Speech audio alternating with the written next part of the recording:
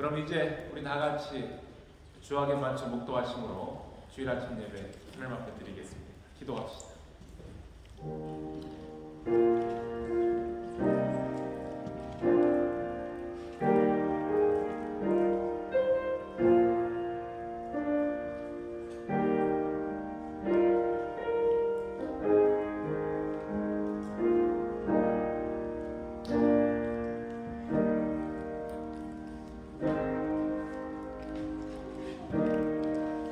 여호와를 경외하며 그의 길을 걷는 자마다 복이 있도다.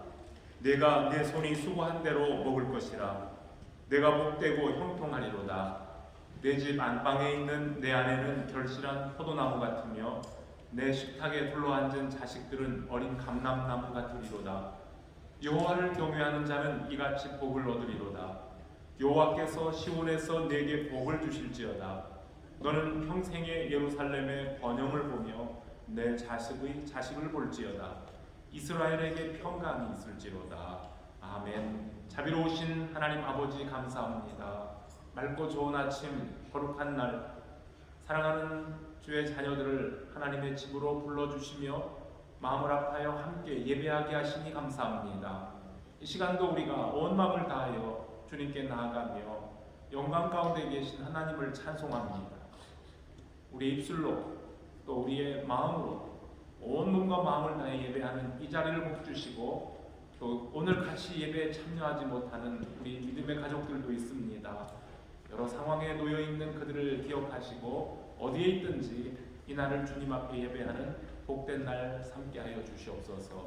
예배의 시작부터 마치는 시간까지 함께 하시기를 원합니다. 예수님의 이름으로 기도합니다. 아멘. 우리 다 함께 일어나셔서 하나님을 찬송합시다.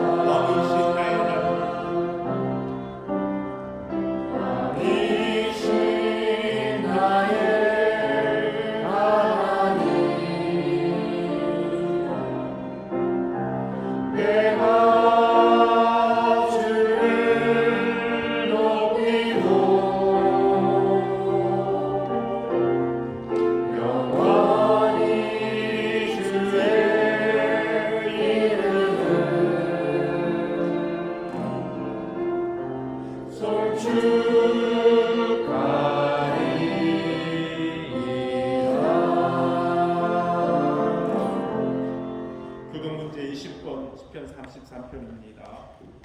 너희 의인들아 여호와를 즐거워하라. 찬송은 정직한 자들이 마땅히 할 바로다. 수고로 여호와께 감사하고 그를 기뻐하고 찬송하시도다. 새 노래로 그를 노래하며 즐거운 소리로 아름답게 연주할지어다. 여호와의 말씀은 정직하며 그가 행하시니 강지시리로다. 그는 공의와 정의를 사랑하시며 세상에는 여호와의 인자하심이 충만하도다. 여호와의 말씀으로 하늘이 주님이 되었으며 그 완산을 그의 기능으로 이루었도다. 그가 바닷물을 모아 무더기같이 쌓으시며 깊은 물을 곳간에 두시는도다. 나는 여호와를 두려워하며 세상의 모든 거민들은 그를 경외할지어다. 아멘. 사도신경으로 우리 신앙을 고백합시다. 나는 전능하신 아버지 하나님 천지의 창조주를 믿습니다. 나는 그의 유일하신 아들 우리 주 예수 그리스도를 믿습니다.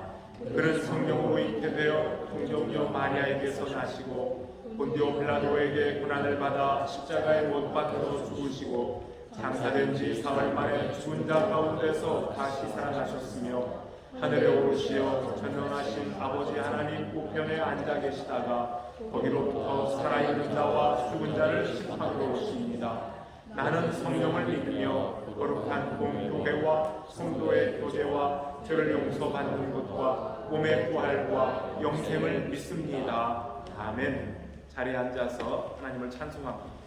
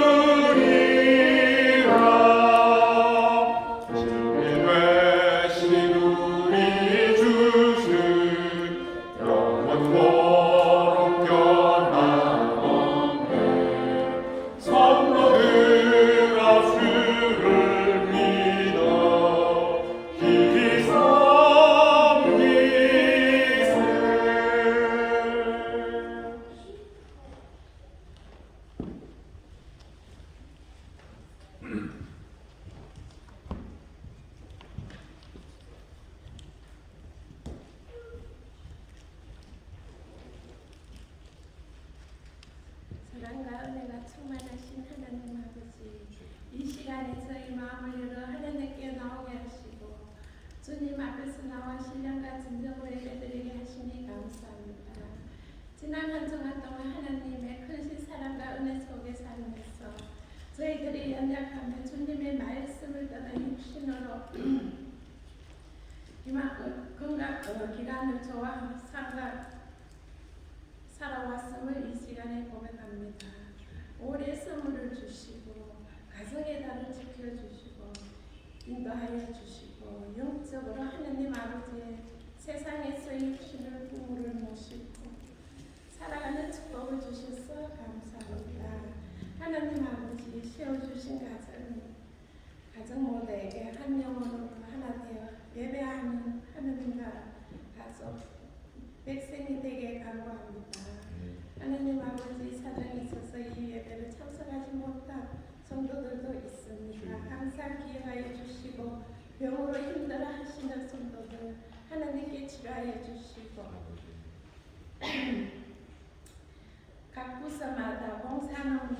손길들 기억하시고 날마다 풍성한 은혜 기쁨과 성령의 능력으로 충만케 하여 주시옵소서. 하나님 아버지, 또 어린 자녀 우리 또 시험을 앞둔 학생들에게 지혜를 주시고 공부하는데 몸이 피곤하지 않도록 항상 마음의 평안과 기쁨을 충만하게 믿음으로 더하여 주시옵소서. 어린이들 건강 주시고 청년분들 항상 건강한 꿈을 축복하여 주시고 하나님 아버지, 우리 또 장수현 형제가 영국으로 학업을 마치고 영국으로 떠납니다. 항상 하나님 아버지하고 함께 동행하는 형제가 되기를 원하고 축복하여 주시옵소서. 하나님 아버지, 이 시간에 말씀을 듣기를 원합니다. 말씀을 선포하신 목사님께 성령 충만하게 하시고 피곤치 않도록 육신의 건강을 지켜주시고 준비하는 말씀이 저희들이 삶에서 귀한 양식이 되어 주님의 위로와 평안과 샘을 공급받는 복된 시간이 되기를 간구합니다. 우리 죄에서 구원하신 예수님의 이름으로 기도드립니다. 아멘.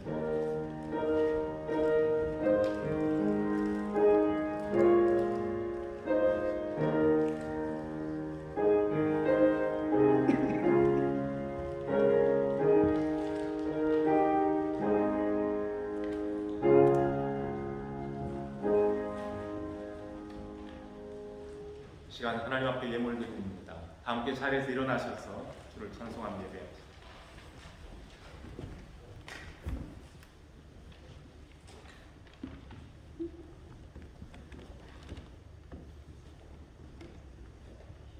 기도합니다. 자비로우신 아버지 하나님, 감사합니다. 거룩한 주일 아침 주님 앞에 온몸과 마음을 들여 예배하는 이 시간, 또 하나님께서 허락하신 귀한 물질로 이 세상을 살아가면서 감사함으로 살다가 주일에 하나님 앞에 예배하는 이 시간 물질을 구별하여 하나님 앞에 10의 1조와 감사의 예물과 또 주일헌금과 선교와 구제를 위해서 힘들여 하나님 앞에 헌금합니다.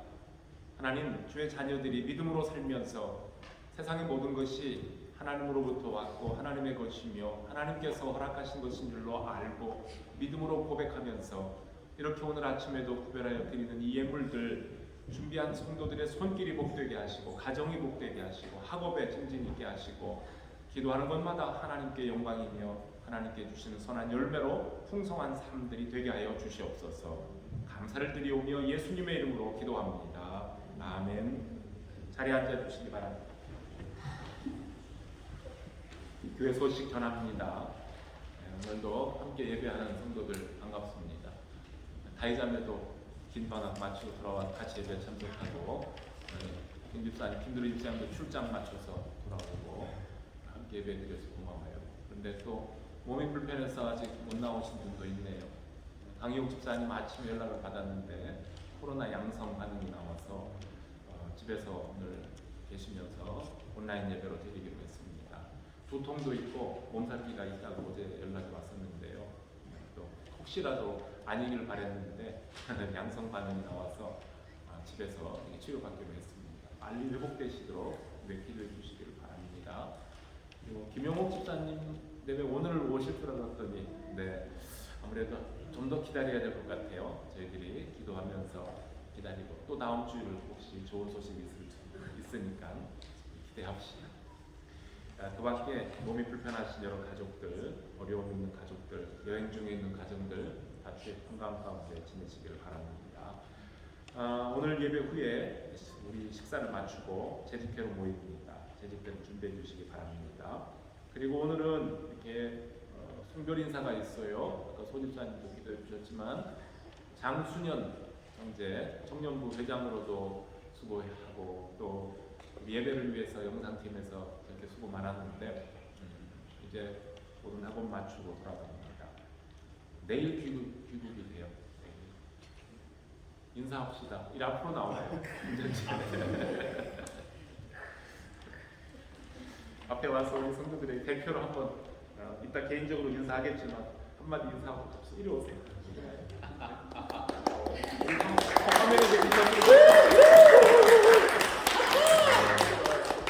됐습니다. 인기가 많습니다. 뭐 짧다면 짧고 길다면 긴 3년이 이렇게 지나는데 그 시간 속에 함께 해주셔서 감사합니다.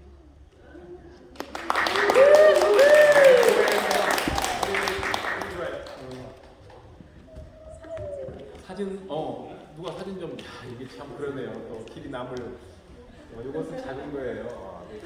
열심히 수고하고 봉사한 우리 형제가 속해 있는 컬리지가 컬리누드 크림이 달려있어요. 작은 선물입니다. 네, 축하합니다. 그리고 공부 열심히 하고 봉사해서 고마워요. 박수 한번 합시다. 고맙습니다. 네. 그리고 이 형제에게 성별 카드도 지금 준비 중에 있어요. 이따가 다 기록되면 친교 시간에 또 전달하도록 합시다. 수년 형제가 지금 아직 시험은 다 끝난 건 아니래요. 근데 나머지 한 과목 시험은 온라인으로 한국에 가서 시험을 치를 수도 있답니다. 졸업식까지 다 하고 가면 좋은데 한 달만 정도 좀 애매한가 봐요. 여기 머물기도 그렇고 그래서 졸업식 참석은 안 하는 것으로 하고 돌아갑니다. 아무쪼록 그 건강도 하나님 잘 지켜주시길 바라고 그리고 졸업을 마친 후에 졸업한 후에 또 진로 문제도 선한 진로 인도하시길 바라요.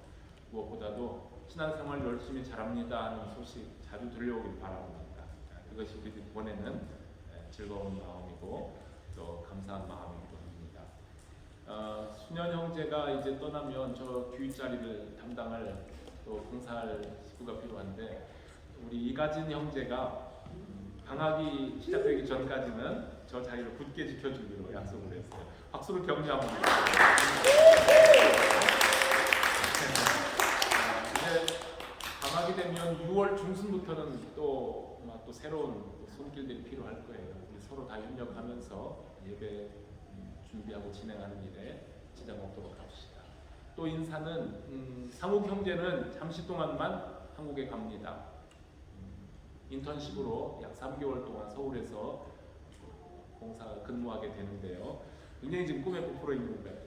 좋은 경험하고 경력도 쌓고 돌아오길 바라고 그때 이제 찬양팀에 벌써 두 싱어들 중에 한 사람이 빠지니까 리더가 또 떠나게 돼서 혜민 자매가 이 자리를 굳게 지켜줍니다.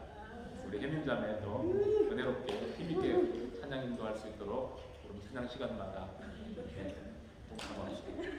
상욱 형제가 진짜 그 기타를 들고 반주를 했으면 얼마나 더 좋았을까 하는 아쉬움을 마지막 시간에 한번 살짝 보여주고 가을을 기대하게 만들어줍니다.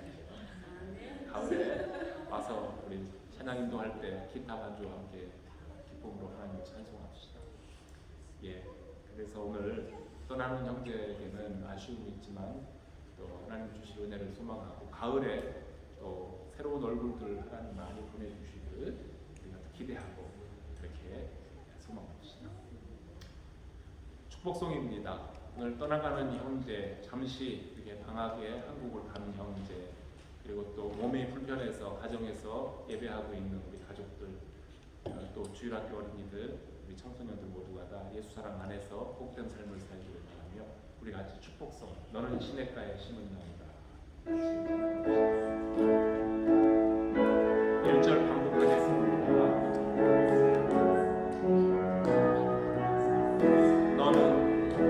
너는 시냇가에 심은 나무라 하나님의 사랑 안에 믿음 뿌리 내리고 주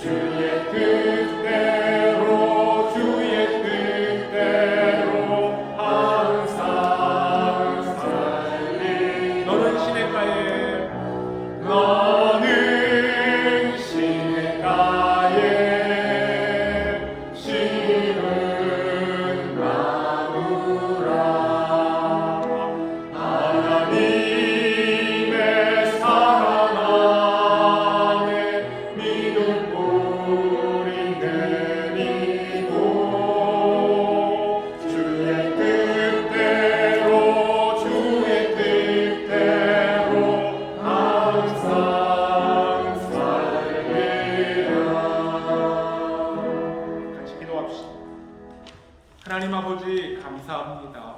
더럼 한인교회 하나님의 한 가족된 공동체, 귀한 예배 공동체 안에서 우리 사랑하는 성도들이 서로 교제하며 축복하며 하나님의 나라를 세워가게 하심 감사합니다. 이제 또 더럼에 와서 3년 동안 열심히 공부하고 모든 학업을 마무리하며 고국으로 돌아가는 장순현 형제를 저희들이 주의 이름으로 축복합니다. 이제껏 인도하신 하나님 감사합니다. 함께 예배하며 주를 섬기며 성도의 교제가 있었습니다. 수고한 그의 귀한 손길과 그의 사랑을 주님께서 기억하시고 이제 앞으로 졸업하고 세상을 향해 사회를 향해 나아갈 때에 우리 하나님이 필요로 하는 귀한 일꾼으로 세상을 변화시키며 하나님 나라를 세워가는 귀한 아들로 지켜주시기를 간절히 바랍니다. 좋은 소식들이 계속 오고 갈 수 있는 복도 허락하여 주시고 이제 또 내일 한국을 향해 떠나가는 먼 길도 여행길도 안전으로 지켜주시기를 원합니다. 그리고 또 몇 달 동안 방학을 맞이해서 한국에 돌아가 인턴십을 또 갖게 되는 상우 형제에게도 그의 가는 길과 그의 모든 삶 가운데에도 주님 기쁨으로 함께 하시고 또 가을에 건강한 모습으로 만나게 하여 주시기를 원합니다.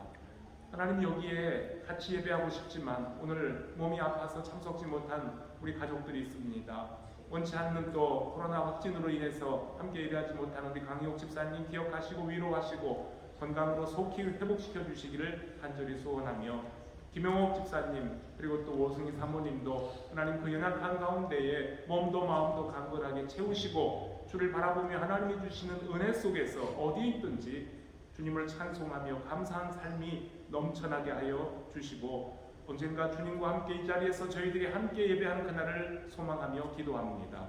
복의 복으로 도와여 주시기를 원합니다.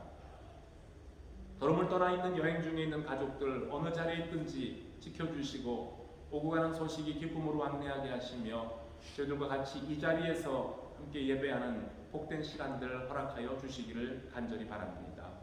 사랑하는 주일학교 어린이들 주의 말씀 가운데에서 든든히 서가게 하시고 가정에서 또 교회에서 부모님과 선생님들을 통해 말씀으로 기도 가운데 찬양 가운데에 잘 자라나서 하나님 나라를 세워가는 자녀들 되게 하시고 우리의 청소년들 하나님께서 주신 은혜대로 지혜를 주시고 10대의 시기를 주님과 동행하며 말씀과 동행하면서 세상을 향해 나아갈 준비할 수 있는 복된 자녀들 되게 하여 주시옵소서. 오늘도 저희들 주 앞에 나와 함께 한 마음으로 경배케 하심을 감사드리며 예수 그리스도의 이름으로 기도합니다. 아멘. 주일학교 어린이들은 선생님과 같이 이동하겠습니다. 오늘 말씀을 같이 찾아봅니다. 베드로 전서입니다. 신약성경 베드로 전서 제3장 1절로부터 7절에 있는 말씀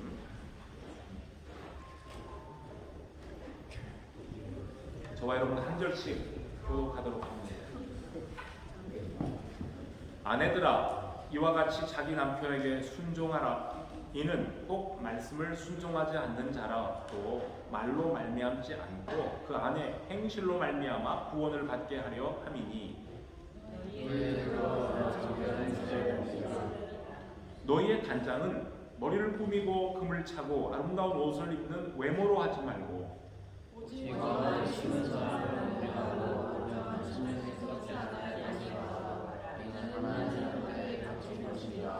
전에 하나님께 소망을 두었던 거룩한 부녀들도 이와 같이 자기 남편에게 순종함으로 자기를 단장하였나니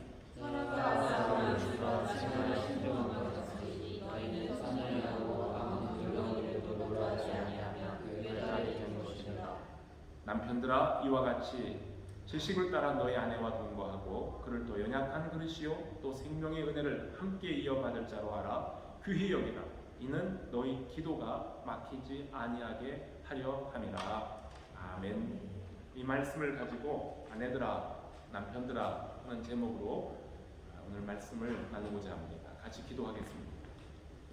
하나님, 저희들이 이 시간 주님의 말씀을 듣습니다. 우리의 마음을 열고 우리의 귀를 열고 하나님의 말씀을 잘 마음에 담게 하시고 그 말씀이 원하는 성도의 거룩한 삶을 힘쓰는 종들 되게 하여 주시옵소서. 가정들을 지켜주시고 우리의 가정이 예수 그리스도를 머리로 삼고 주인 삼아서 하나님이 원하시는 거룩한 아름다운 교회 공동체가 되고 천국이 될 수 있는 복 허락해 주시기 바랍니다. 예수님의 이름으로 기도합니다. 아멘. 한국에서 5월에 가정의 달이기 때문에 아무래도 한 번 정도는 더 우리 성도들과 같이 가정에 관한 말씀을 나누는 것이 좋겠다 여겨서 오늘 베드로전서에 나와 있는 이 말씀을 가지고 아내들에게 주시는 하나님의 말씀 그리고 남편들에게 주시는 하나님의 권고의 말씀을 같이 상고해 보고자 합니다. 가정을 가진 분들도 있지만 여기 노래 청년들은 아직 시집장가 가지 않은 예비 남편들, 예비 아내들이 있으니까 독신으로 살 것이 아니라면요. 그러나 우리가 가정을 갖게 될 경우에는 아내들로서의 그리고 남편들로서의 책임이 무엇인지 성경이 주시는 지혜와 또 말씀을 봅니다. 그리고 현재 남편들이신 분들, 현재 아내들이신 분들은 어떻게 내가 가정 속에서 맡겨진 사명을 감당해야 될지 사람의 말이 아니라 하나님이 주시는 주의 종들을 통해서 선포하신 이 말씀을 같이 묵상하면서 여러분들의 가정이 복된 가정이 되기를 소망합니다. 오늘 우리가 같이 읽었어요. 베드로의 편지입니다. 베드로의 편지는 소아시아의 전역에 지금으로 말하면 터키 지역이에요. 이 소아시아 전역에 흩어져 살고 있는 나그네들, 곧 하나님의 뜻 안에서 택하심을 받은 그리스도인들에게 보내진 편지였어요. 이 편지를 받는 대상은 그렇다는 겁니다. 그리고 이 편지를 보낸 목적은 신앙을 지키려고 고국, 즉 팔레스틴 이스라엘 땅을 또 고향을 떠나왔지만 역시 소아시아 지방에 가 살면서도 거기에서도 핍박을 받고 살고 있는 형제와 자매들에게 여러분들 구원의 확신을 가지고 사십시오 라고 권면하면서 주님이 다시 오실 날에 여러분들을 소망 가운데에 여러분들이 소망 가운데 바라보는 그 하나님 나라를 마음에 품고 주님 오실 날을 기다리며 살아라 라고 격려하고 있는 편지입니다. 고국을 떠나서 흩어져 살고 있는 디아스포라들에게 보낸 편지이기 때문인지 베드로 전서를 읽어보면 나그네 또는 행인, 타국인 이런 용어들이 자주 반복해서 나옵니다. 여러분들이 아는 것처럼 나그네라는 것은 어느 지역에 정착해 살고 있는 사람들이 아니라 잠시 한 장소에 머물다가 떠나가는 사람들입니다. 지난 주일에도 우리 더럼 한인교회에서는 두 분의 나그네들이 잠시 지나다가 캐나다로도 가시고 한국으로도 가셨죠. 네, 잠시 머무는 곳이었어요. 그리고 오늘 우리 순현 형제가 우리와는 마지막 주일 예배를 드리고 귀국을 해요. 나그네예요. 그쵸? 나그네 삶을 살았던 거예요. 그리고 이번 학기가 끝나면 여름방학 기간 동안에 부모 형제들을 만나고 오려고 가정으로 돌아가는 우리 학생들도 있고 또 우리 가정들 중에도 한국 방문하는 식구들이 또 있습니다. 그리고 언젠가는 지금은 영국에 살고 있지만 완전히 한국으로 돌아가서 고국에서 나 인생을 마무리하겠다라고 생각하는 분들, 그래서 이 땅에서는 나그네로 삶을 살아가고 있는 식구들도 있습니다. 하나님의 나라를 사모하며 본향으로 돌아갈 그날을 마음에 두고 사는 그리스도인들은 이 땅에서 마치 외국인처럼 행인, 잠시 지나가는 나그네와 삶을 살고 있다는 겁니다. 성경에 보면 아주 유명한 본이 되는 나그네들이 있었어요. 창세기에 주로 나오죠. 아브라함이 그랬고요. 그의 아들 이삭과 또는 야곱이 그랬고요. 모세 그리고 많은 선지자들 모든 믿음의 선배들이 나그네의 삶을 나그네의 의식으로 살다가 주님 부르실 때에 본향으로 다 돌아갔습니다. 그러니까 베드로는 이 편지에서 영적인 순례자 또는 나그네들이 지켜야 될 삶의 자세를 말씀해주고 있습니다. 베드로전서 앞부분부터 보면은요, 하나님은 사람을 외모로 보시지 않고 각 사람의 행위대로 판단하시는 분이시기 때문에 그 하나님을 아버지라고 부르는 여러분들이 이 땅에서 나그네로 있을 때에 두려움으로 지내라 했습니다. 그리고 또 말하기를 모든 육체는 풀과 같고 그 모든 영광은 풀의 꽃과 같으니 풀은 마르고 꽃은 떨어지지만 오직 주님의 말씀은 영원토록 있도다 하였으니 너희에게 전한 복음이 곧 이 말씀이니라 라고 하나님의 말씀의 중요함도 선포했습니다. 또 말씀합니다. 사랑하는 자들아, 거류민과 나그네 같은 너희를 보내노니 영혼을 거슬러 싸우는 육체의 정욕을 제어하라. 너희가 이방인 중에서 행실을 선하게 가져 너희를 악행한다고 비방하는 자들로 하여금 너희의 선한 일을 보고 그가 오시는 날에 하나님께 영광을 돌리게 하려 함이라. 이런 말씀을 했어요. 자, 이러한 내용들이, 베드로가 앞부분에서 한 내용들이 하나님께 부르심을 입은 성도들이 이 땅에서 나그네로 살아가는 방식입니다. 여러분, 분명히 그리스도인들은 이 세상에 주님을 알지 못하는 사람들의 살아가는 방식과 다릅니다. 사도 바울이 이교도들의 풍습이 아주 강한 지역에 살고 있던 에베소 지역의 에베소 교회 성도들에게 보낸 편지 속에서도 너희가 부르심을 입은 성도답게 거룩한 삶을 살아야 된다라고 했던 것처럼 베드로 역시 같은 말을 하고 있는 겁니다. 여기에 성경에 보면은요, 베드로서나 또는 에베소서에 거룩함이라는 말이 반복되는데요. 거룩함이라는 것은 구별이 되어 있다는 뜻이고요. 구별됐다는 것은 서로 다르다는 뜻입니다. 하나님을 모르는 이방인들과는 달리 하나님을 의식하며 하나님의 거룩하심을 닮아 사는 것, 그것이 바로 성도들이 사는 삶의 방식, 거룩한 삶입니다. 이마에 뿔이 달린 사람들만 모여 사는 동네가 있다고 합시다. 그런데 그 뿔 달린 사람들끼리 모여 사는 동네에 저와 여러분처럼 이마가 매끈한 사람들이 들어가면 저 이상한 놈 왔다 그럽니다. 비정상이라고 해요. 그들이 우리를 보고 비정상이라고 할 겁니다. 여러분, 육체의 정욕을 따라 살던 이방인들의 눈에는 자기들처럼 저렇게 재미있게 멋지게 멋있게 그렇게 살고 행동하지 않는 그리스도인들의 삶의 방식이 이상하게 보였습니다. 비정상이라는 겁니다. 죄를 죄로 여기지 않고 방탕하게 막 살아가는 사람들, 함부로 삶을 살아가는 사람들에게는 그리스도인들의 단정하고 고상한 삶의 방식이 아주 낯설고 눈에 거슬렸습니다. 그래서 초대교회 성도들이 고통받았다는 것 중에 하나는 기독교인들의 삶의 방식이 다른 사람들의 생활 방식과 달랐기 때문에 기독교인들을 미워했고 그들을 배척했고 심하게는 핍박까지도 했습니다. 베드로의 편지를 받은 1세기의 성도들은 지금 우리가 살고 있는 시대와는 비교도 되지 않을 정도로 종교적인 핍박이 많았고 정치적으로 경제적으로 많은 어려움 속에 살던 사람들이었습니다. 사실 지금도 북한 땅이나 또 아프간처럼 비인간적이고 무자비한 이런 정치 집단의 폭정 아래 고통스럽게 살아가는 사람들도 있습니다. 오늘날 북한이나 또는 중국 공산 정권의 통제 아래 살고 있는 기독교인들은 이방인들의 핍박을 무릅쓰고 믿음을 지켰던 1세기의 성도들의 고통스러운 삶과 비교할 수가 있을 겁니다.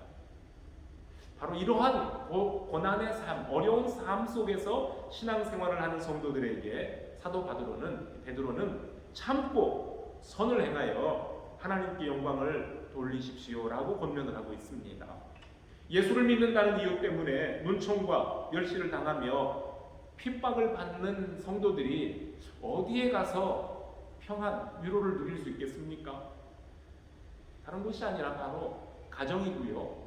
그리고 성도들의 모임인 교회입니다. 같은 신앙을 가지고 함께 기도하며 한 방향을 바라보며 나그네의 길을 걸어가고 있는 부부들이 서로에게 위로가 되고 격려가 되고 기쁨이 되어야만 했습니다. 오늘의 본문은 그런 목적에서 전해진 위로와 소망의 편지입니다. 여러분, 가정은 하나님께서 주신 안식, 평안의 자리, 안식의 터전입니다. 가정은 회사나 학교에서 받은 스트레스를 막 쏟아내는 장소가 아닙니다.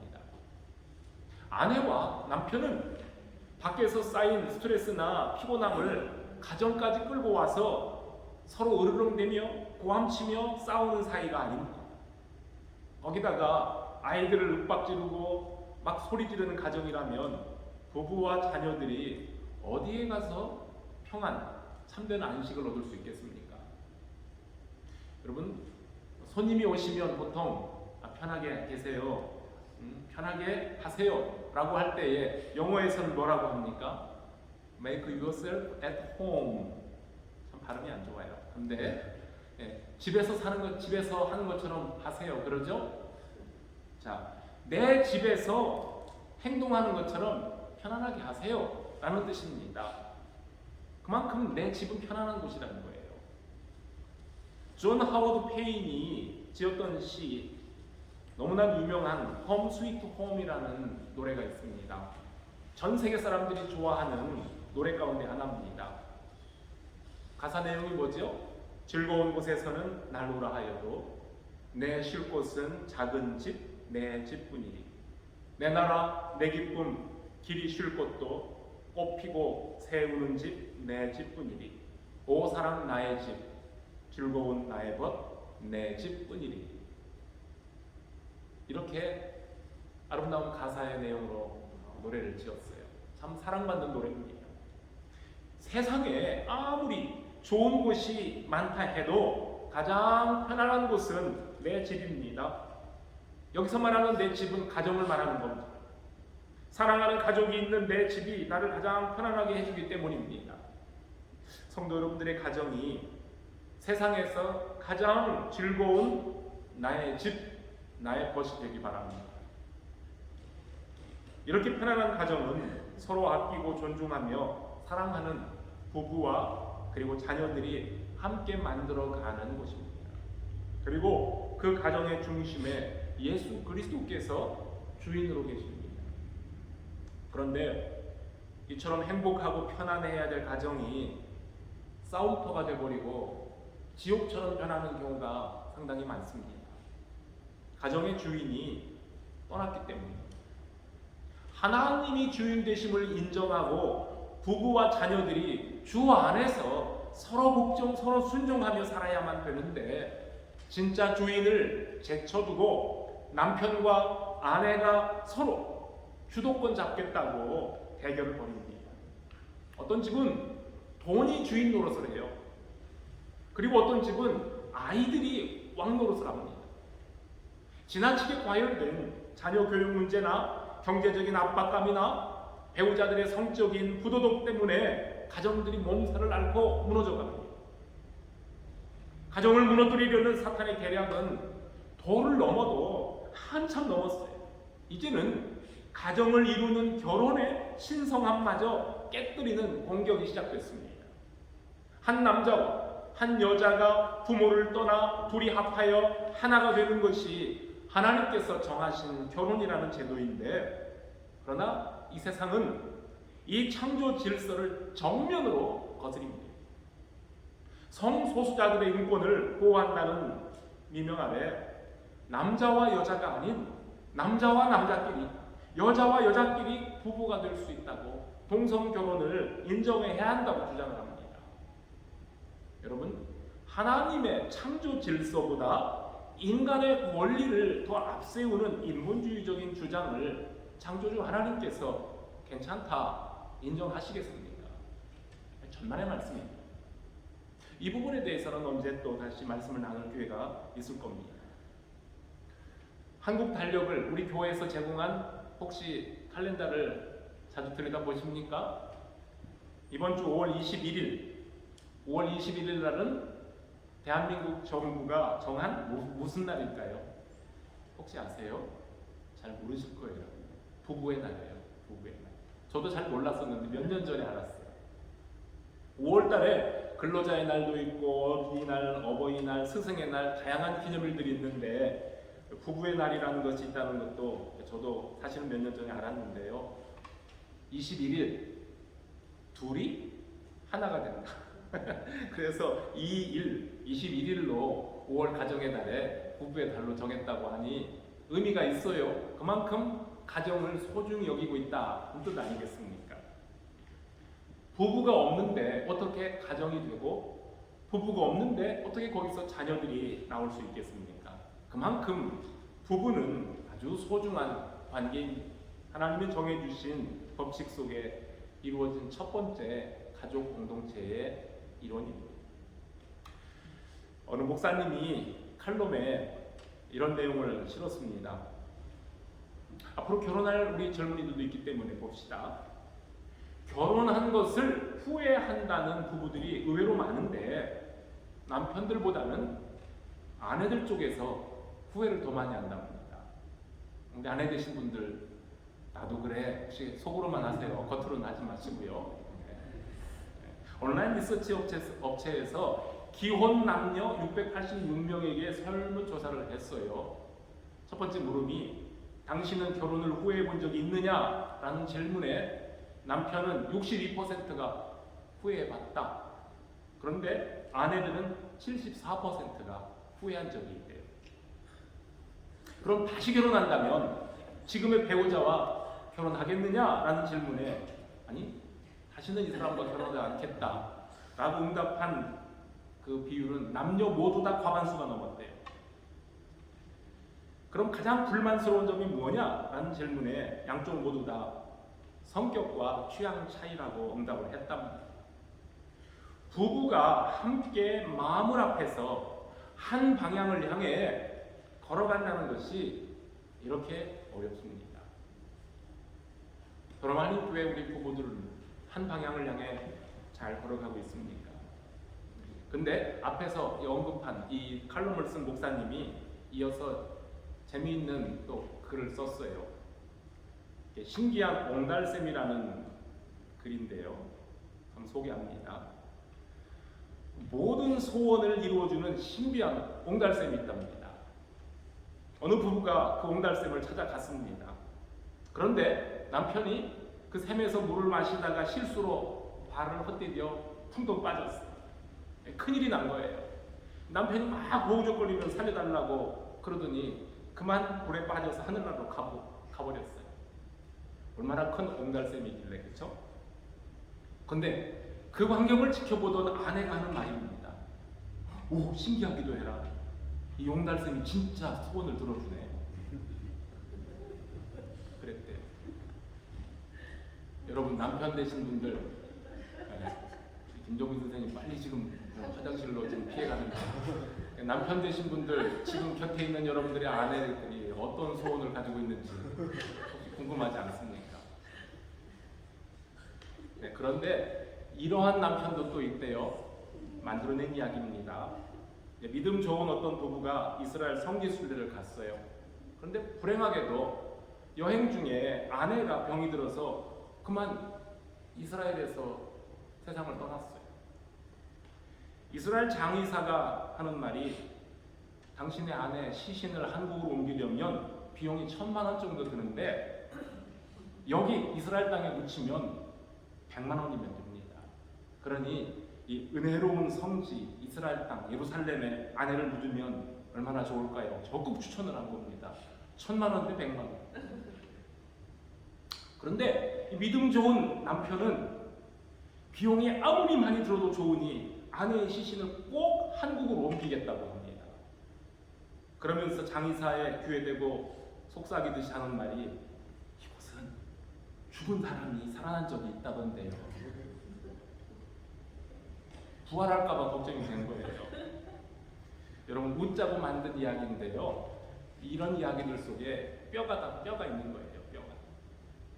아내와 남편들에게 권하는 오늘 본문의 말씀에 이와 같이 하라는 말이 몇 번 반복됩니다.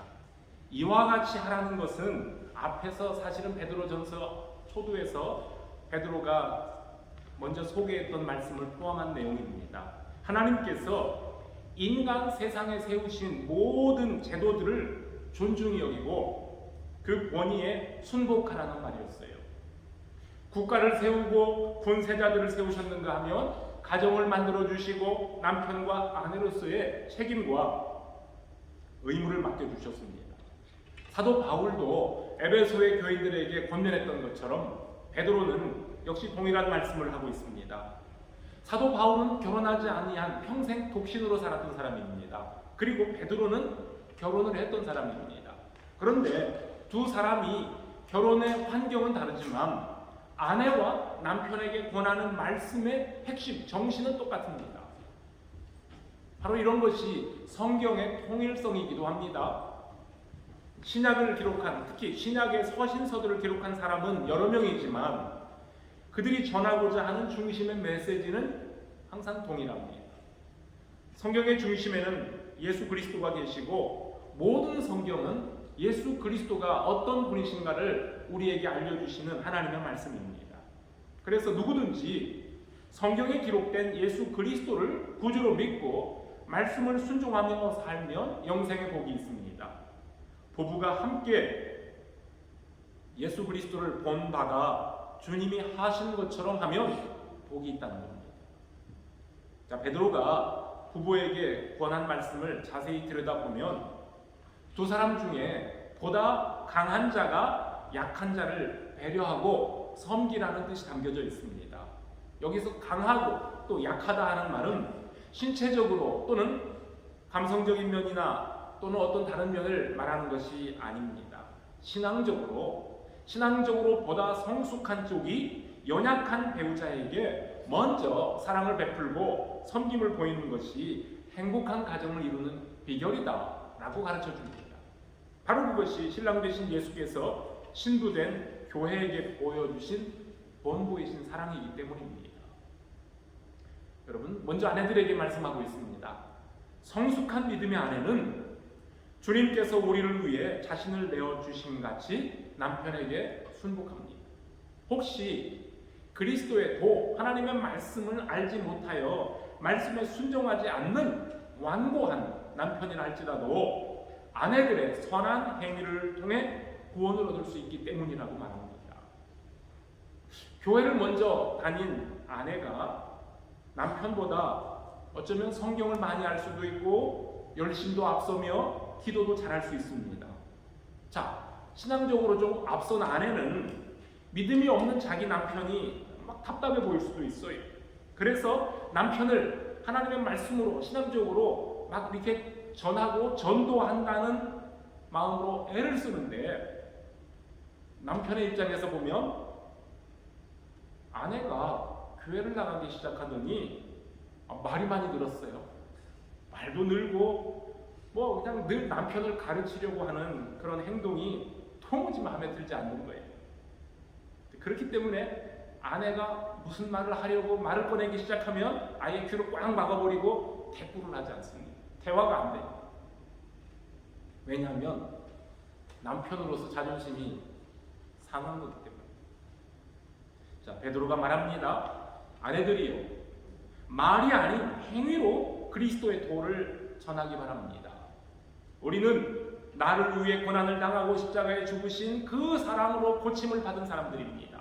그 사랑을 남편에게 행동으로 보여주기 바랍니다.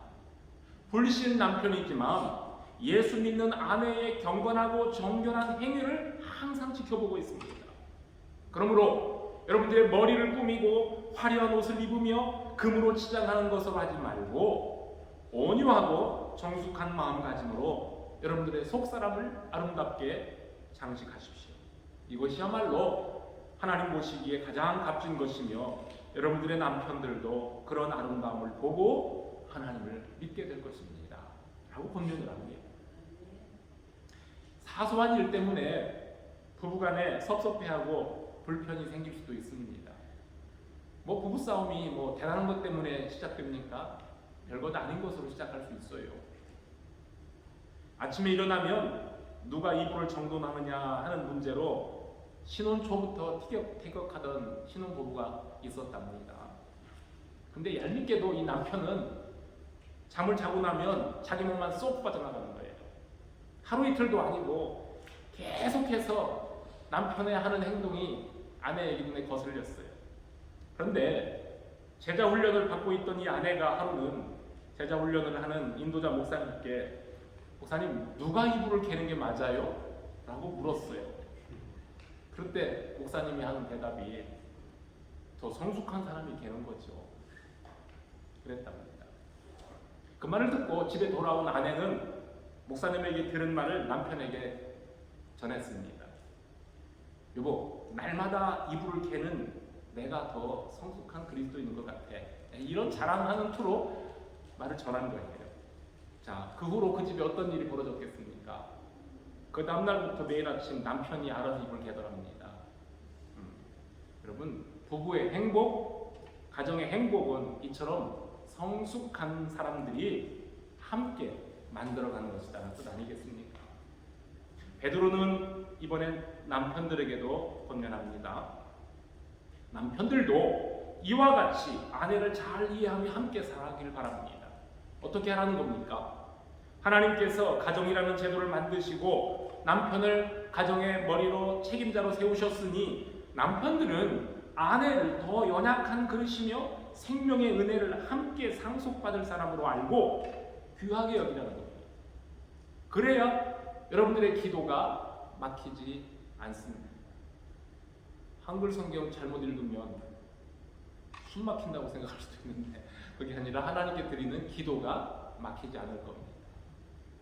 만일 여러분 남편들이 아내들보다 성숙한 신앙인이라면 가정의 질서와 경건한 삶이 훨씬 원만하게 자리를 잡을 수 있을 겁니다. 남편들이 손을 들어 하나님 앞에 기도하며 가족들을 축복하는 제사장의 역할을 맡았으니 그 남편이 아내와 자녀들로부터 존경과 인정을 받아야 하나님께 올리는 기도가 막히지 않고 즐거움으로 축복할 수가 있습니다. 그런데요, 혹시 아내가 아직은 신앙적으로 미성숙할 경우가 있습니다. 그럴 경우에는 남편들의 책임이 훨씬 더 무거워집니다. 그런데 아내는 남편과 동등한 인격으로 지음을 받은 동반자입니다.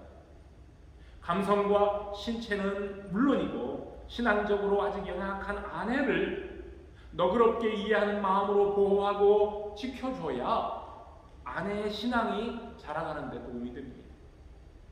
우리 주님께서 우리의 연약함을 친히 담당하시고 우리의 약점을 덮어주셨던 것처럼 우리 남편 된 사람들은 연약한 그릇인 아내를 사랑으로 감싸주는 성숙한 믿음을 날마다 보여주시기 바랍니다. 저희 가정 이야기를 하고 말씀을 마칠까 합니다. 이번에 어머님 돌아가시고 장례식 참석하며 또 장례식 이후에 가족들과 그리고 우리 부친과 함께 지내면서 느꼈던 겁니다. 친구처럼 또는 동역자로 거의 65년이라는 세월을 목회자의 아내로 살다가 먼저 하늘로 가신 우리 어머니를 추억하면서 가족들을 위해 우리 부친이 이렇게 기도를 하실 때 가끔 울먹이시며 어머니 생각에 아내 생각에 울먹이시던 그 제 부친의 기도 소리가 지금 귀에 쟁쟁합니다. 1, 2년이 아니고 65년 세월이니 긴 세월 아니겠습니까? 긴 세월 함께 교회를 위해서, 성도들을 위해서, 가족들을 위해서 그렇게 살아왔던 분 중에 한 분이 먼저 떠나가시니 얼마나 허전하고 아쉽겠습니까? 여기 남편 되신 분들, 저도 남편입니다. 남편들은 내 아내가 이 땅에서 나그네 삶을 살아갈 때 나랑 함께 걸으며 평생토록 서로 위로하고 응원하며 격려하는 동반자라는 사실을 꼭 기억하시길 바랍니다. 그냥 그 정도가 아니라 인생의 동반자일 정도가 아니라 나와 함께 영원한 생명의 은혜를 상속받게 될 동반자입니다. 하나님 나라를 소유하는 자들입니다. 그 나라를 함께 바라보며 그 나라를 아내와 함께 그리고 우리 아내 된 자들은 남편과 함께 걸어가야 되지 않겠습니까? 하나님께서 돕는 배필로 주신 아내들을 귀하게 여기며 둘이 함께 주 안에서 행복한 가정을 만들어 가시길 바랍니다. 말씀에 순종하는 아내들과 말씀에 순종하는 남편들 그리고 여러분들의 가정 위에 하나님이 주신 기쁨이 충만하시기를 주님의 이름으로 축복합니다. 같이 기도하겠습니다. 하나님 아버지 감사합니다. 하나님 저희들에게 복된 가정 주심을 감사합니다.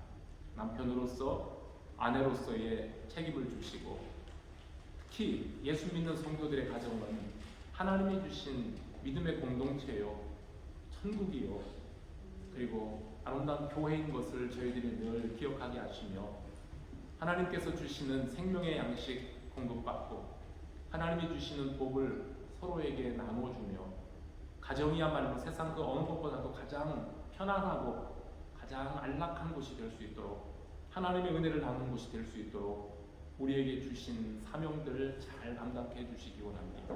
말씀으로 순종하며 서로를 격려하며 위로하게 하시고 하나님께서 주신 가정을 우리의 자녀들과 함께 아름답게 이루어감으로 세상의 많은 이들에게 우리 하나님의 그리스도의 위로와 사랑을 더 나누어 줄 수 있는 복된 사랑의 공동체로 길러주시기를 간절히 바랍니다. 오늘도 여기 머리 숙인 사랑하는 가족들, 남편 된 분들, 아내 된 분들, 그리고 우리의 자식들, 그리고 앞으로 결혼하게 될 젊은이들 모두에게 하나님이 약속하신 가정의 복을 소망하며 오늘도 주신 사명 잘 감당하는 귀한 성도들 되기를 소원하오며 예수 그리스도의 이름으로 기도합니다. 아멘. 자리에서 일어나서 마지막 찬송 같이 부르십시오.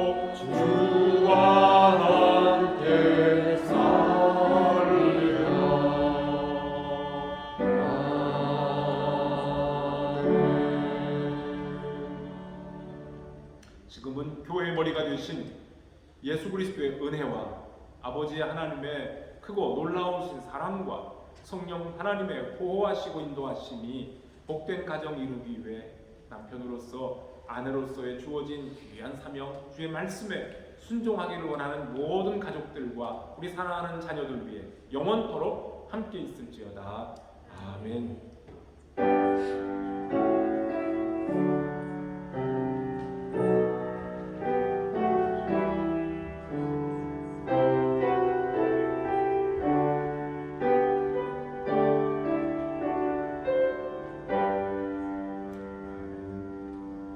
예배를 마칩니다.